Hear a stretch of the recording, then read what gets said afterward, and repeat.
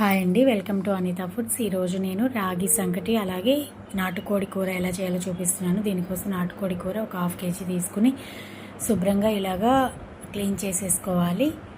తర్వాత ఒక 2 సార్లు బాగా వాష్ చేసేసుకోండి. పసుపు వేసైనా వాష్ చేసుకోండి, లేదంటే కొద్దిగా గోరువెచ్చటి నీళ్ళతో అయినా వాష్ చేసుకోండి.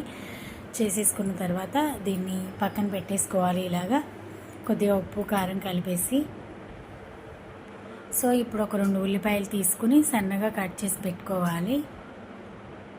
ఇప్పుడు స్టవ్ ఆన్ చేసి కుక్కర్ పెట్టుకుని ఒక 4 స్పూన్ల ఆయిల్ వేసేసుకుని కొద్దిగా జీలకర్ర ఆవాలు వేసేసుకుని ఈ ఉల్లిపాయ ముక్కలు దీనిలో వేసేసుకుని కొద్దిగా పసుపు ఉప్పు వేసి పచ్చివాసన పోయేదాకా 1 నిమిషం కలిపేసుకోవాలి. తర్వాత 1 స్పూన్ అల్లం వెల్లుల్లి పేస్ట్ కూడా వేసేసుకుని మళ్ళీ ఒకసారి కలుపుకోవాలి. ఇప్పుడు ఇది కొద్దిగా వేగిన తర్వాత ముందుగా కలిపి పక్కన పెట్టుకున్న చికెన్ కూడా వేసేసుకొని ఒక 5 మినిట్స్ హై ఫ్లేమ్లో పెట్టుకుని దీన్ని అంతా ఫ్రై చేసుకోవాలి. తర్వాత మనకి ఎంత లూజ్గా కావాలి అనుకుంటే అంత లూజ్గా వాటర్ యాడ్ చేసుకుని కుక్కర్ మూత పెట్టేసి విజిల్ పెట్టి 3 విజిల్స్ పెట్టేసుకోవాలి.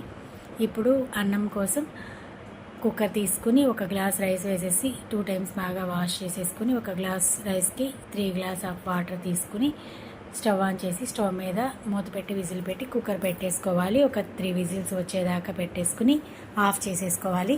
ఇప్పుడు రాగి పిండి మనం ఏ గ్లాస్తో బియ్యం తీసుకుంటే ఆ గ్లాస్తో రాగి పిండి తీసుకుని వాటర్ వేసుకుని కొద్దిగా ఉండలు లేకుండా ఇలా కలిపేసుకోవాలి.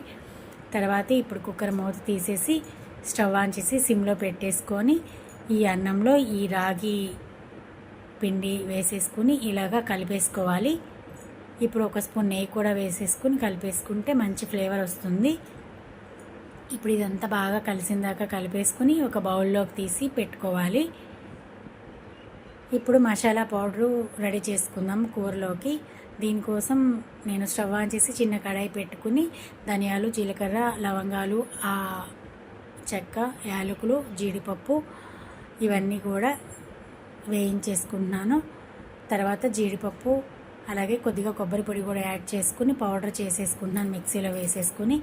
ఇది మన చికెను ఉప్పు కారము చూసుకోండి, ఉడికిందో లేదో చెక్ చేసుకుని ఇవన్నీ కూడా ఇప్పుడు యాడ్ చేసుకోవచ్చు. మసాలా పౌడర్ అలాగే కొత్తిమీర కూడా యాడ్ చేసేసి 1 నిమిషం స్టవ్ మీద పెట్టేసుకుని బాగా కలిపేసుకుని దించేసుకోవాలి. ఇప్పుడు ముందుగా పక్కన పెట్టుకున్న రాగి సంకటి అలాగే ఈ కూర కూడా ఇలా తీసి సర్వ్ చేసుకోవాలి. అంతే, మన రాగి సంకటి కోడి కూర రెడీ అయిపోయింది. Thank you so much for watching my video.